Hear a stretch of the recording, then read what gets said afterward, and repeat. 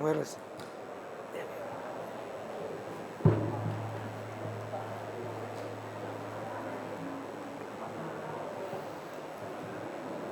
Assalamualaikum warahmatullahi wabarakatuh.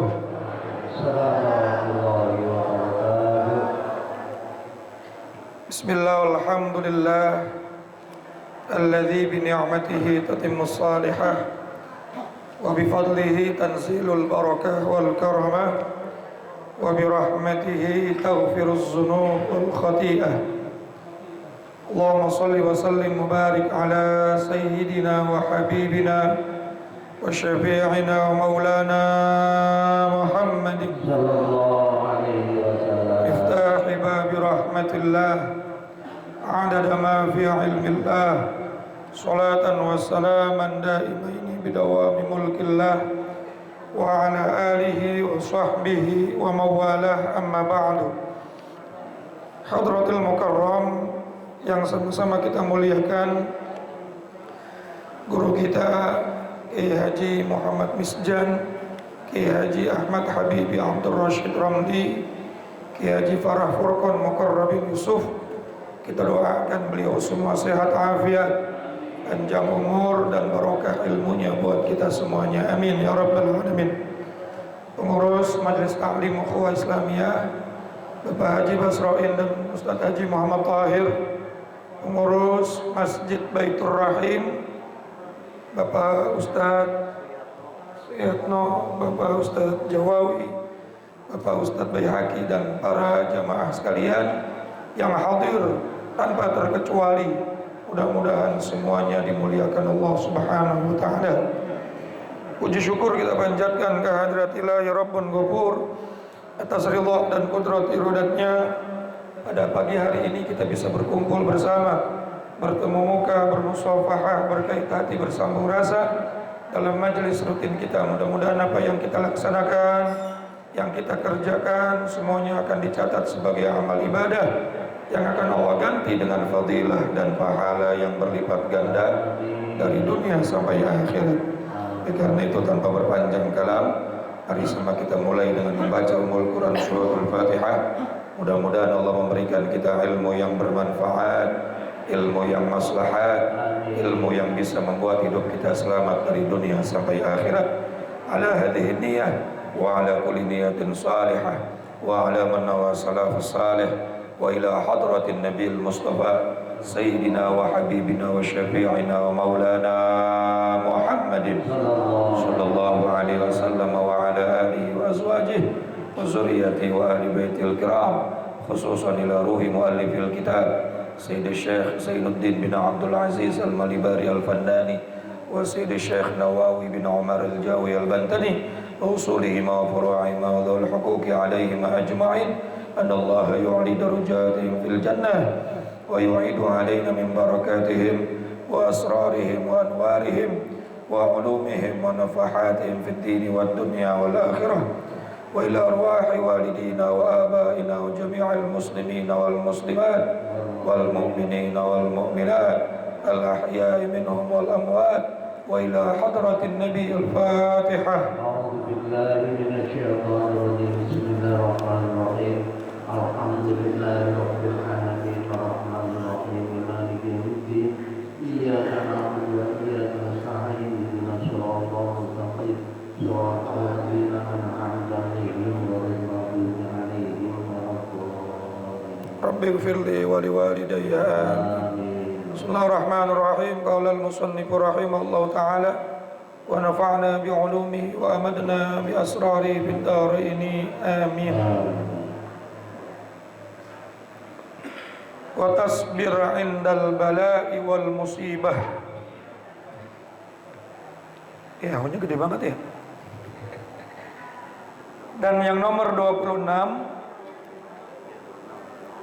adalah bersabar pada saat kita mendapatkan bala dan musibah. Wasiat Nabi SAW yang harus kita jaga dari 40 wasiat. Yang nomor 26 itu Nabi menyuruh kita untuk senantiasa bersabar Artinya sabar adalah habsun nafsi, menjaga jiwa, menahan diri dari berbagai macam perbuatan-perbuatan yang dilarang oleh Allah saat diberikannya ujian, saat diberikannya cobaan, saat diberikannya musibah. Di dalam kitab yang lain dikatakan bahwa sabar itu ada 3 tingkatan. Yang pertama, tingkatannya taibin, yakni sabrun jamil,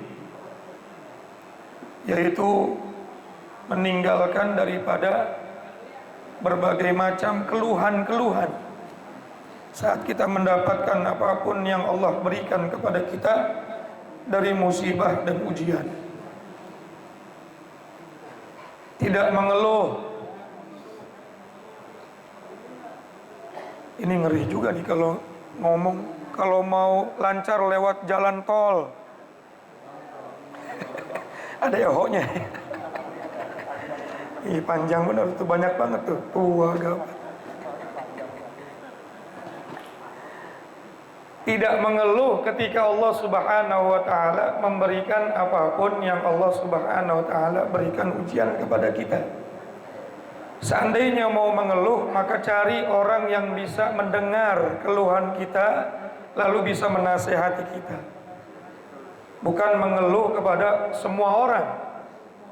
Betul apa enggak kira-kira?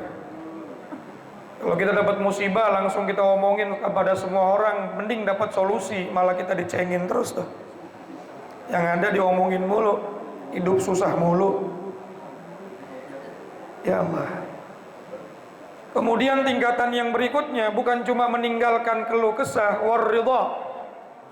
Dia menerima daripada apa yang Allah Subhanahu wa taala berikan kepada dia dalam keadaan mendapatkan ujian. Dan yang paling tinggi dari sifat sabar itu adalah wa mahabbah. Bukan cuma tidak mengeluh, bukan cuma ridha menerima, tapi juga mencintai, menyukai dari segala sesuatu yang Allah Subhanahu wa taala berikan kepada dirinya. Berat apa enggak kira-kira? Dikasih sakit, dia bukan cuma ridho tapi suka. Kehilangan motor bukan cuma ridho tapi suka. Sampai enggak kita ke situ? Aduh. Kita yang pertama dulu aja dah. Ya, dikatakan orang itu bersabar, kata Al-Imam Al-Habib Ahmad bin Zain Al-Habsyi dalam kitabnya Bahjatul Wasail. Kemudian disyarahkan oleh Syekh Nawawi bin Umar Al-Jamil Bandani bahwa orang yang meninggalkan berkeluh kesah kepada manusia, nah enak nih, agak ada ehonya nih. Ya. Berkeluh kesah kepada manusia, meninggalkan berkeluh kesah kepada manusia pada saat mendapatkan ujian, itu sudah termasuk kategori sabar yang dalam konteks sobrun jamil. Sobrun jamil itu sabar yang baik. Ya, gak banyak ngeluh, gak gampang ngeluh. Apalagi dikit-dikit ngomong, dikit-dikit bikin status, dikit-dikit bikin status. Kontaknya ada 250 orang di HP, semuanya ngelihat. Hari ini token listrik udah bunyi. Pengumuman di WA. Maka itu nggak termasuk sabar. Maka kalau belum bisa sampai ke tingkat ridha, apalagi sampai kepada tingkatnya siddiqin, tingkatnya orang yang mencintai ketika Allah memperlakukan apa saja dalam kehidupan dirinya, maka minimal kita masuk ke dalam golongan orang yang sobrun jamil. Ketika mendapatkan apapun, minimalisir mengeluh. Bisa nggak kira-kira Pak? Bisa lah. Lagian juga nggak ada gunanya banyakkan ngeluh Pak. Orang mending kasih solusi, malah cuma ngeledekin, betul nggak? Lu hidup susah amat sih. Tapi kalau kita ngeluhnya sama Allah Subhanahu Wa Taala, insya Allah solusinya ada.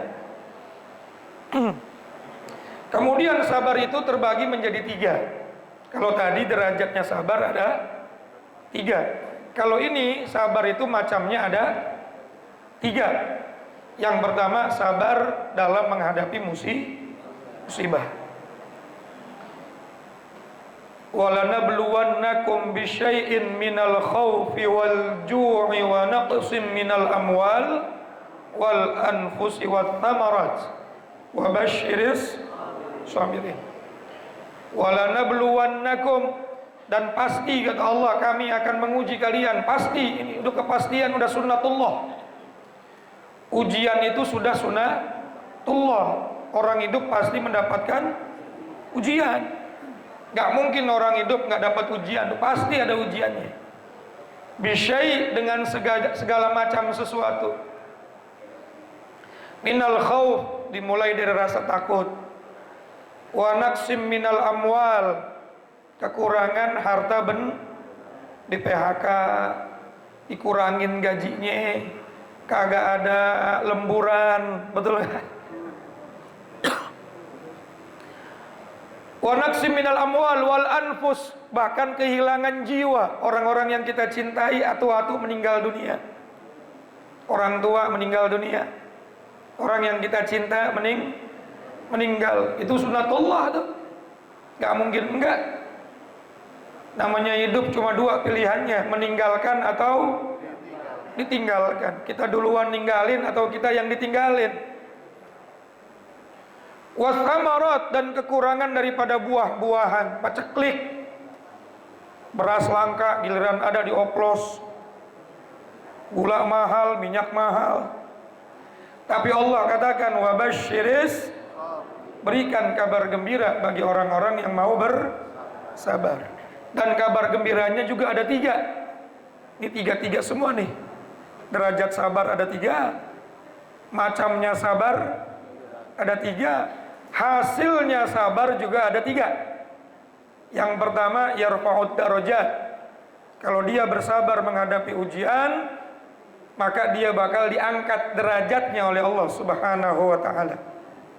Berbagai macam musibah, ujian dan lain sebagainya yang terjadi dalam kehidupan kita, hakikatnya itu adalah sarana diangkatnya derajat. Tambah mulia, tambah tinggi derajatnya di sisi Allah. Yang kedua, diampunin segala macam dosanya oleh Allah Subhanahu wa ta'ala kalau dia nerimanya dengan sabar. Jangankan yang besar, kesandung aja kalau dia sabar itu penghapus. Ketusuk duri aja kalau dia sabar penghapus.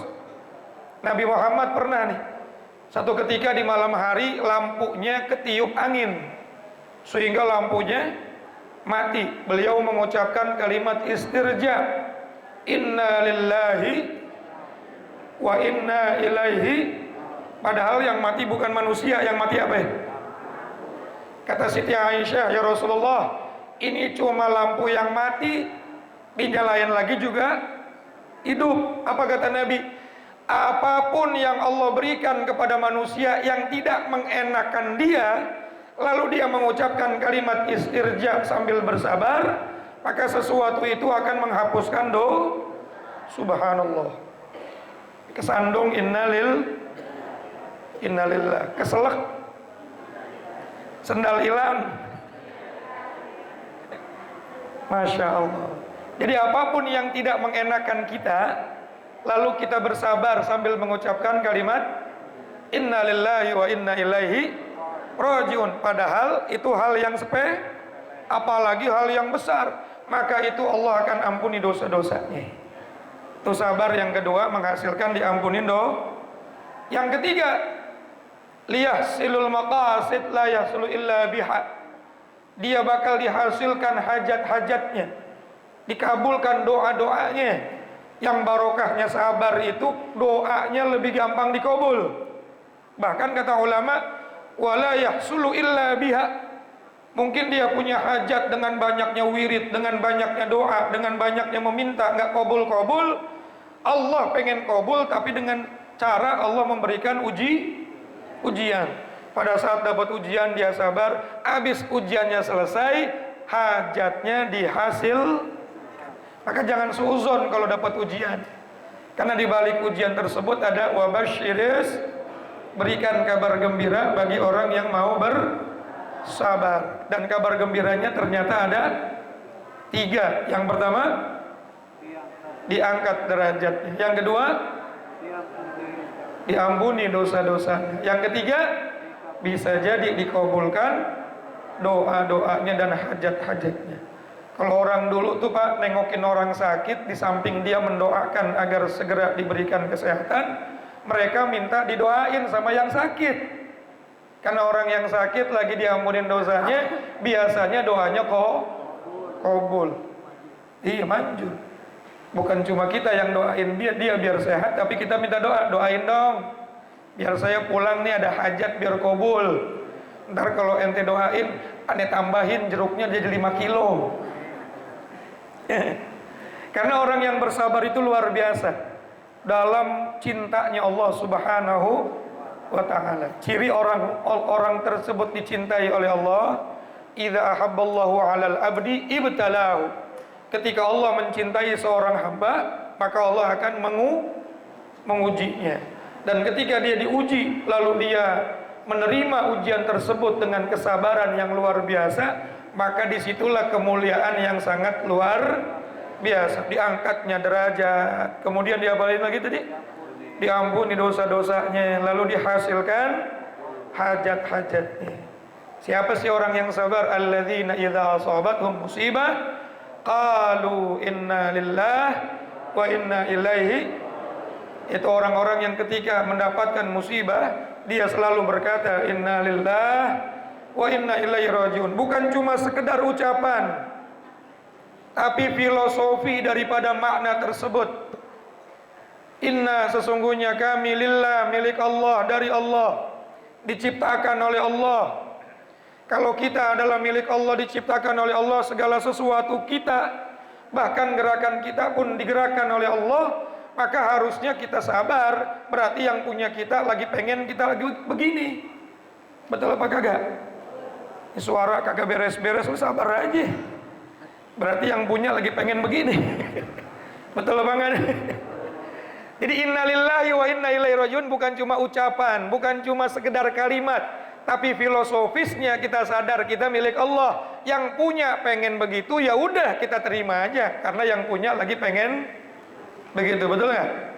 Ibarat golek, dalang mau ngapain aja tuh golek pasrah bae, betul? Mau dijadiin lakonnya lagi lakon yang bener jadi raja, mau lagi jadi lakonnya sakit, mau jadi lakonnya lagi susah nggak punya duit, namanya dalang mah terserah bae, betul? Tapi yakinkan segala sesuatu yang Allah akan berikan kepada kita itu semua sudah innallaha khalaqakum biqadar. Segala sesuatunya sudah sesuai dengan takdirnya Allah, ukurannya Allah dan keadilannya Allah. Tidak mungkin Allah zalim kepada apalagi hamba tersebut hamba yang istiqamah. Allah udah ngukur, oh ini ujiannya mampu dia hadapi, oh ini ujiannya sanggup dia kerjakan.